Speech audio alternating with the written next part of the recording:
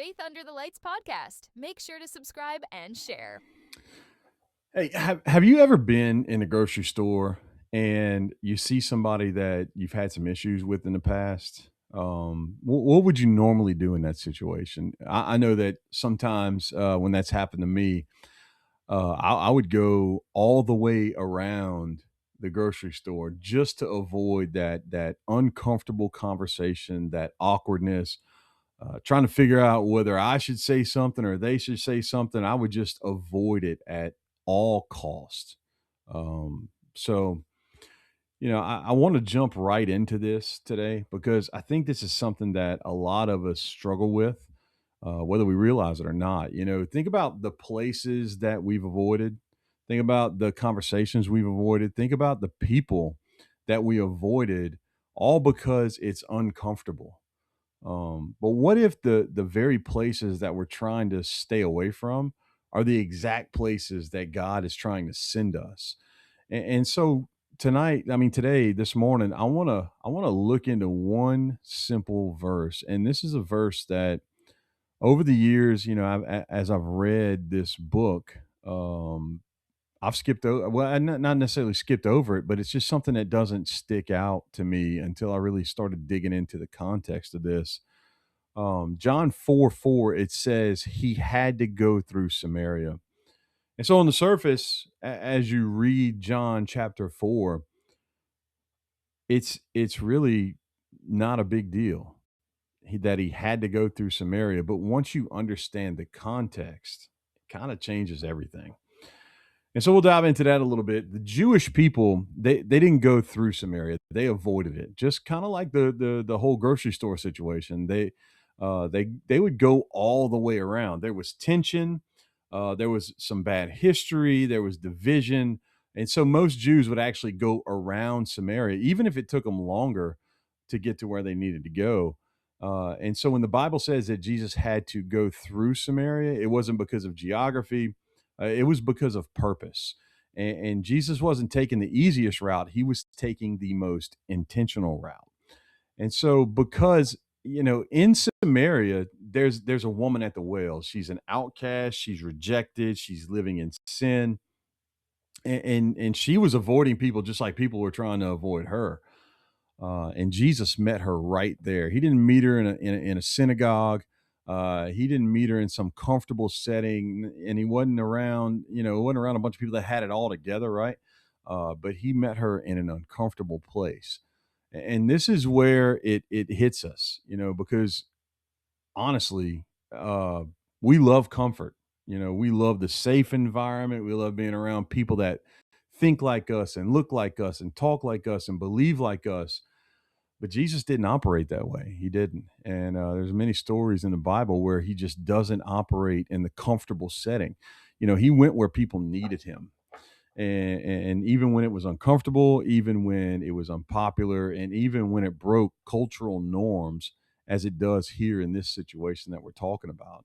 And so let me ask you something. What if the uncomfortable place you're in right now isn't an accident? What if it's an assignment? What if that workplace setting you're at, the friend group that you're with, even the locker room that you're in, where you're playing whatever sport you're playing, the environment that you're in, the conversation that you've been avoiding? What if God is saying, that's where I need you, that's where I have you on purpose, for a purpose? Because here's the truth. We pray for things like, God, use me, God, send me, God, give me opportunities. I know I pray constantly, God, give me the eyes to see the people that you put on my path that need to hear the gospel. And but a lot of times when those opportunities show up, they they usually don't look comfortable. They look awkward, they look inconvenient, they look like we're going to have to step into something that we'd really rather avoid and completely run away from. And so here's what I really want to drive home. There's people in your life right now that will never step foot in your church. They'll never step foot in your church, but they will listen to you because you've built that personal relationship with them, or they know of you. They're comfortable around you. Maybe they've seen how you live. Maybe they know your story. Maybe they're noticing something that's different about you, and so that's why your testimony matters, and so what God has done in your life, it's not just for you, that's for the people that's in your Samaria. And so look what Jesus did. He didn't come in condemning the woman. He didn't avoid the truth either. So we got to think about that. He met her with grace and truth, right? He had the conversation. He exposed what needed to be exposed, and then he offered her something better, which was living water. And because of that one encounter that Jesus had to go to Samaria for, she went back to her town and she started telling everybody about Jesus, and many believed. So don't miss this. Jesus went into an uncomfortable place to reach that one person, and that one person was healed and helped so many because of the impact that Jesus had on her. And that's really how God works, right? He he he doesn't just, you know, go in and save a whole bunch of people at one time. No, he saves one person. And that one person has a story to tell, and they tell many people, and then that's how it starts to happen. It's kind of like a domino effect. And so the question isn't, why am I here? The question is, who is here that needs to hear about Jesus? And let's be honest. The reason that we avoid these moments is because we're afraid of what people might think. I know I feel that a lot. With that, I'm afraid what people are going to think about whenever I start, share my story or start talking about Jesus. A lot of times we're afraid of rejection.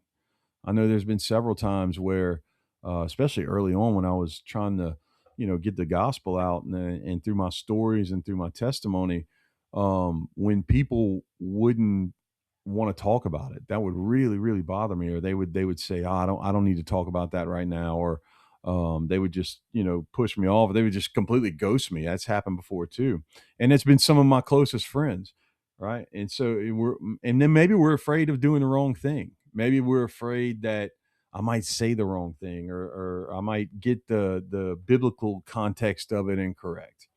Or we just simply just don't want to deal with the discomfort. We'll go all the way around the grocery store, like we talked about earlier. But following Jesus has never been about comfort. It's about obedience, you know. But here's the good news. So you don't have to be perfect. You don't have to have all the answers. You don't even have to be willing to preach. Like you don't have to go out and preach a sermon, right? You just got to be willing. You got to be real. You got to be honest, and just share what God's done in your life. Earlier this week, at without kind of uncovering who the person was, at it happened at my work. We just got to talking and started talking about some things that had happened in my life. And just by me being vulnerable and just being honest of how I navigated through those things, it turns out the guy that I was talking to was going through the exact same thing. And I just knew that was something that God was just putting me therefore to tell him my story and give him my testimony so that it could help him. And honestly, I don't know if it's gonna bring him closer to Jesus, or I don't know where he's at in his walk, because we really just met each other. But maybe it helps him, right? But the one thing that I was willing and I was ready, I was real, I was honest, and hopefully that maybe planted a seed. And that's another thing. We don't really know where we are in that person's salvation process, right? We might be planting a seed, we might be watering another seed that's been planted before us. So we just got to trust that whatever we're supposed to say, we're going to say it when we need to say it, and just be ready, right? You got to be willing and you got to be ready. Then you got to be real and you got to be honest and talk about what God's done in your life. And a lot of times that's going to help people get to where they need to be. So I want to leave you with this. Where is your Samaria? What place have you been avoiding? What is God calling you into? Is there some place that, you feel like you just don't want to go there and you feel the uncomfortableness? Is that a spot that God is trying to bring you to because he wants to work through you, right? And so who in your life needs to hear your story? And maybe where have you been holding back on telling that story? Think about that. Think about who needs to hear it, and maybe those uncomfortable situations. And don't run from the uncomfortable. Um, I heard somebody tell me one time, get comfortable being uncomfortable. And when you get to that point, man, it's almost like you can conquer the world. Don't run from the uncomfortable. God may already be right there in that uncomfortable situation, waiting for you. He's just waiting for you to just arrive there, and then he wants to use you. And so we got to be ready for that and be willing. So, look, this message is meant to be a challenge because we all deal with these uncomfortable situations. Um, but I'm going to be praying for you guys that we step out a little bit and we get uncomfortable because that's where the miracles happen. That's where change happens. There's somebody waiting for us to step into that uncomfortable situation and give them our testimony and what God has done in our lives. And they're waiting for that and they're hungering for that. And it may not look like that on the surface, but deep down inside, if God's put you in that situation, he's already lined everything up for your words to hit them right in their heart. And it could possibly save their life and bring them closer to Jesus. So get out there, get uncomfortable. Don't be afraid to do it. And Jesus is ready and waiting. He's ready and waiting to help you and use you. This is Faith Under the Lights. Thanks for tuning in. We'll see you tomorrow.